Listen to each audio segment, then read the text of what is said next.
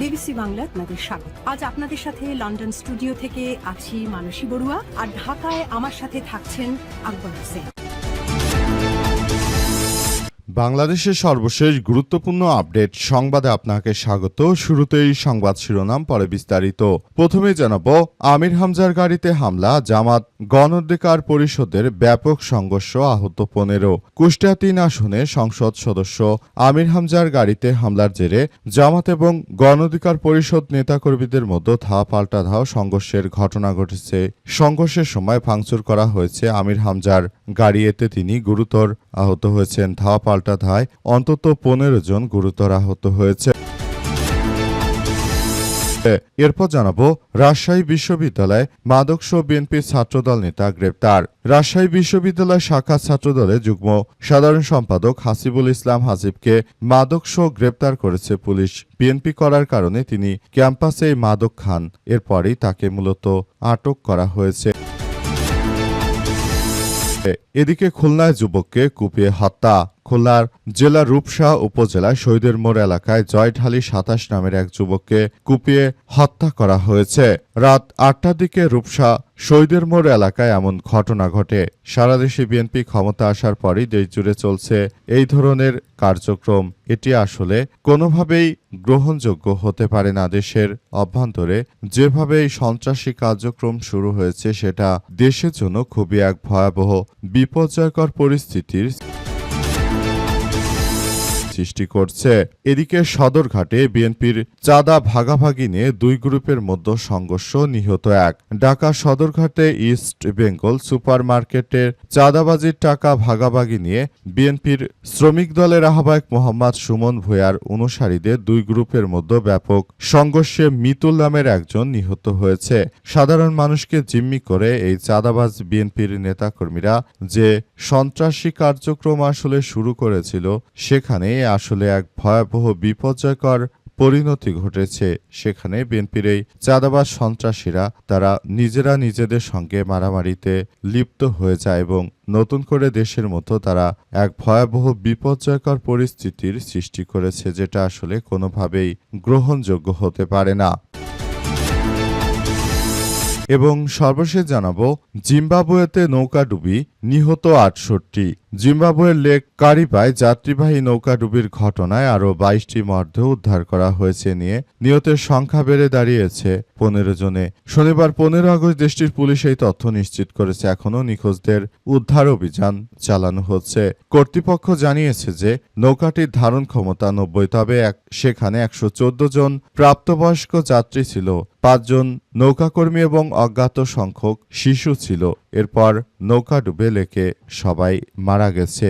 লেকে মারা যাওয়ার পেছনে সব থেকে যে ভয়ঙ্কর সত্য, সেটা হচ্ছে লেক কিন্তু সব সময় দেখা যাচ্ছে অনেক বিস্তীর্ণ এলাকা নিয়ে থাকে, আর সেখানে মূলত এই ঘটনাগুলো ঘটার মধ্য দিয়ে আসলে এই ধরনের বিপর্যয়কর পরিস্থিতির সৃষ্টি হয়েছে। প্রিয় দর্শক, এতক্ষণ শুনছিলেন সংবাদ শিরোনাম, এবারে বিস্তারিত।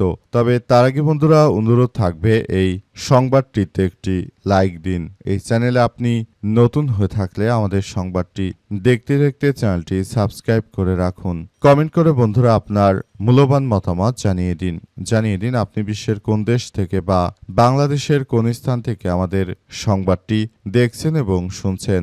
আর বন্ধুরা, সংবাদটি আপনার সোশ্যাল মিডিয়া ফেসবুকে শেয়ার করে বন্ধুদেরও দেখার সুযোগ করে দিন। গাজা যুদ্ধে আপনি যদি নিরীহ ফিলিস্তিনিদের ভালোবেসে থাকেন বন্ধুরা, কমেন্টে ইয়েস লিখে পুরো বিশ্ববাসীকে আমাদের এই তাজা আপডেটটি দেখার সুযোগ করে দিন। এবারে বিস্তারিত। কুষ্টিয়ায় আমির হামজার গাড়ি ভরে হামলা, জামাত ও গণ অধিকার পরিষদের অন্তত 15 জন নেতাকে গুরুতরভাবে পিটিয়ে জখম করেছে গণ অধিকার পরিষদের নেতাকর্মীরা।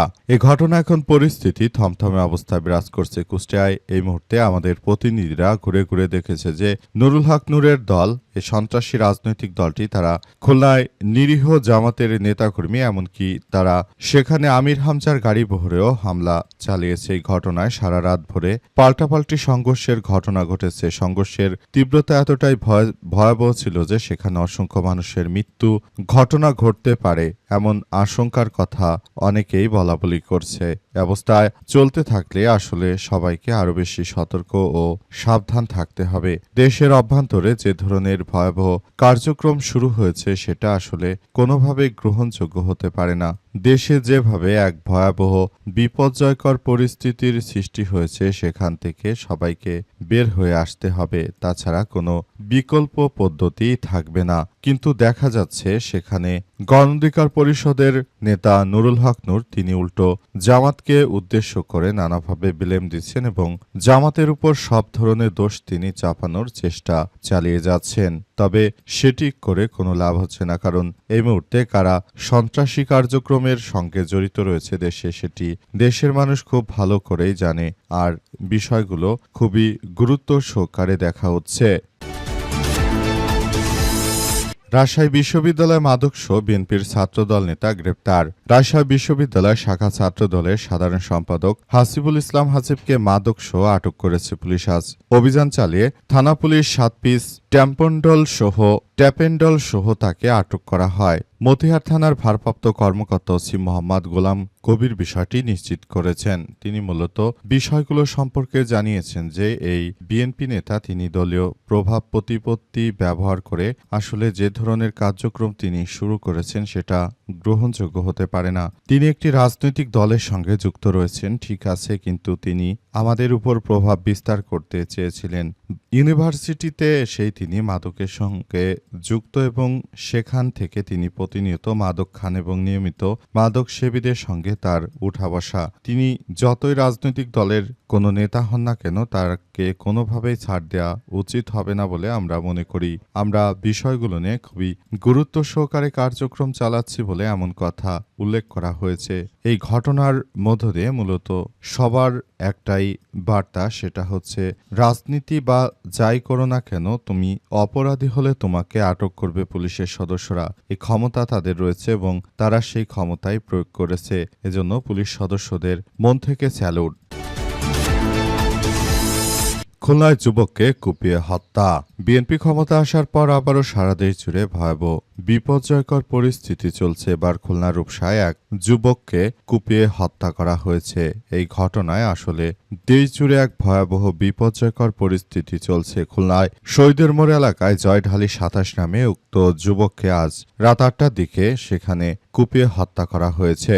এই ঘটনায় খুলনার ওই এলাকায় এখন থমথমে অবস্থা বিরাজ করছে। অনেকে বলাবলি করছে যে আসলে আমরা অতীতে এরশাদ শিকদারের আমলে খুলনাকে একটি সন্ত্রাসের নগরে পরিণত হতে দেখেছিলাম, আর বর্তমান সময়ে এখন বিএনপি ক্ষমতা আসার পরই আবারও এক ভয়াবহ বিপর্যয়কর পরিস্থিতির মধ্যে চলে যাচ্ছে খুলনা অঞ্চল। খুলনা অঞ্চলে শেখ হাসিনা থাকাকালীন কোনো ধরনের হত্যাকাণ্ডের ঘটনা খুব কমই শোনা গেছে, কিন্তু এই মুহূর্তে দেখা যাচ্ছে যে এক ভয়াবহ বিপর্যয়কর পরিস্থিতির সৃষ্টি হয়েছে। খুন খারাপি, চাঁদাবাজি, রাহাজানি, সন্ত্রাসী এমন কোনো ঘটনা নেই যেটি এখানে না ঘটছে। তবে কি শুধু রাজনৈতিক সরকারের পরিবর্তন হওয়ার কারণে হলো, নাকি মানুষের মধ্যে কিছু সামাজিকভাবে প্রতিরোধ আন্দোলন গড়ে তোলা উচিত? এই মুহূর্তে বিষয়গুলো নিয়ে সবাই সেই বিষয়গুলোই কথাবার্তা বলতে শুরু করেছে। তারা আসলে বলা শুরু করেছে যে এটা কোনোভাবেই গ্রহণযোগ্য হতে পারে না যে একটি রাজনৈতিক দল ক্ষমতা আসার পর প্রতিনিয়ত খুলনায় এভাবে মানুষ মারা যাচ্ছে, সেটি গ্রহণযোগ্য নয়। দেশে আসলে কি হলো হঠাৎ করে সরকার আসার পরই? দেশ জুড়ে যেভাবে হত্যাযজ্ঞের ঘটনাগুলো আমরা প্রতিনিয়ত দেখছি, এটা দেখে সত্যি হতচকিত হতে হয় যে আদতে আমরা বাংলাদেশে বসবাস করছি নাকি কোনো সন্ত্রাসের রাজ্যে।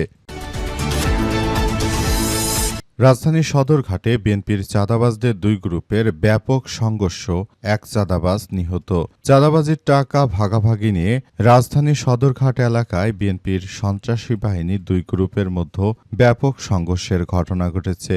রাতে ব্যাপক সংঘর্ষে এক চাঁদাবাজ নিহত হয়েছে। এতে অনেকেই দেখলাম সামাজিক যোগাযোগ মাধ্যমে তারা স্বস্তি প্রকাশ করেছে, যাক একজন চাঁদাবাজ কমল। আসলে তারা ক্ষমতা আসার পর লঞ্চঘাট, সদরঘাটে এসব এলাকাগুলোতেও ব্যাপক পরিমাণ চাঁদাবাজি শুরু করেছে। এই চাঁদার টাকা জন্য আসলে এই মুহূর্তে দলের মধ্যে অনেক সমস্যার সৃষ্টি হয়েছে। এই সমস্যা যদি এভাবে চলতে থাকে তাহলে ভবিষ্যতে এটি আসলে খুবই এক ভয়াবহ বিপর্যয়কর পরিস্থিতির সৃষ্টি হতে পারে। মূলত এসব চাঁদাবাজেরা বিগত 17 বছর কোথায় পালিয়েছিল, এখন তারা বাইরে এসে তাদের সেই ভয়ঙ্কর রূপ দেখাতে শুরু করেছে। বাংলাদেশের মানুষকে চাঁদাবাজরা এমন ভয়ঙ্কর রূপ দেখাচ্ছে যে অতীতে বাংলাদেশের মানুষ আসলে এমন চাঁদাবাজদের আর দেখেনি। অতীতে সব সময় এত চাঁদাবাজ কখনোই ছিল না, কিন্তু বর্তমান সময় দেখা যাচ্ছে যে এই চাঁদাবাজদের পরিমাণ দিনকে দিন আরো বৃদ্ধি পাচ্ছে।